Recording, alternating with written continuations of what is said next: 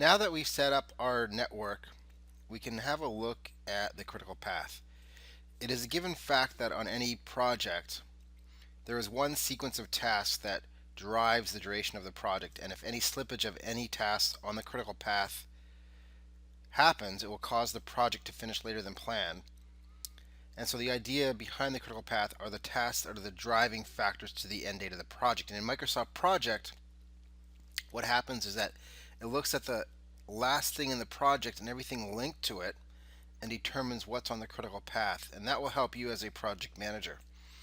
Now, let's look at this example of a network diagram where we have task 1 taking 1 day and task 2 taking 2 days.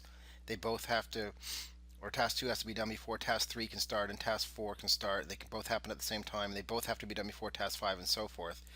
And the end date of the project is represented by the milestone.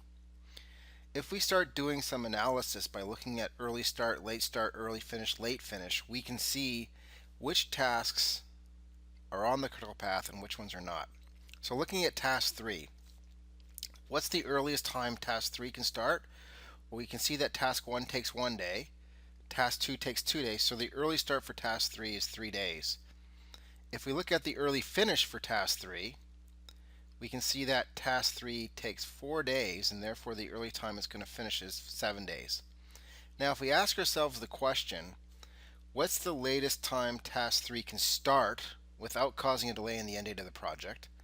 Or what's the latest time it can finish without causing the delay in the end date of the project?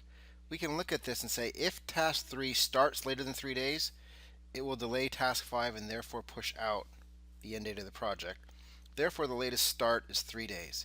And we can do the same thing for the finish. If task 3 finishes later than 7 days, it'll push task 5 out and therefore the end date of the project. And therefore, the latest time it can finish without causing a delay is 7 days. You'll also notice that in that regard, task 3 has a total slack of 0 days. And any task with 0 day slack is automatically on the critical path. Now we can look at task 4. Task 3 and 4 can happen at the same time, but the latest start for task 4 is actually 5 days, because if it starts on day 5, it still gets done on day 7, and task 5 isn't delayed yet because it has to wait 7 days anyways. And if we look at the late finish for task 4, it's 7 days also, because if it finishes any later than 7 days, it'll push out task 5 and therefore the end date of the project. In other words, task 4 can be delayed up to 2 days without causing a delay in the project, so it has 2 days of total slack. And we can continue that analysis to task 7. The early start for task 7 and late start is 9 days, so it's 7 days to here, 1 day for task 5, 1 day for task 6, that's 7, 8, 9 is the early start and late start. And if it takes 6 days, it's going to be finished on 15 days, and that's the early finish and late finish, and it has 0 days of slack. And we can do the analysis with task 8. Notice there's a difference. Task 8 and 7 happen at the same time, but task 8 only takes 3 days. Therefore, the late start is 12 days because it still gets done on day 15, and task 9 is still on time.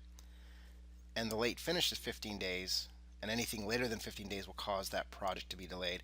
And task 8 has 3 days of slack. So this is what the critical path method is all about, looking at early start, early finish, late finish, determining if there's any slack, and the tasks that do have slack are not on the critical path. So if we look at the critical path tasks for this project, identifying the critical path, we can see that the chain goes from task 1 to 2, 3, 5, 6, 7, and 9, and driving that milestone at the end of the project. So the two tasks that are not on the critical path are task 4 and task 8. So why do you want to know this as a project manager? Because you want to know the life cycle, the duration of your project. And if we look at this project, it takes 16 days. Let's say you only have 15 days. And you come to me and say, no problem, we can get task 8 done in 2 days. If I change the duration of task 8 from 3 days to 2 days, what did I do to the end date of the project? Well, nothing, because it's not on the critical path. All I'm doing is increasing the total slack associated with that.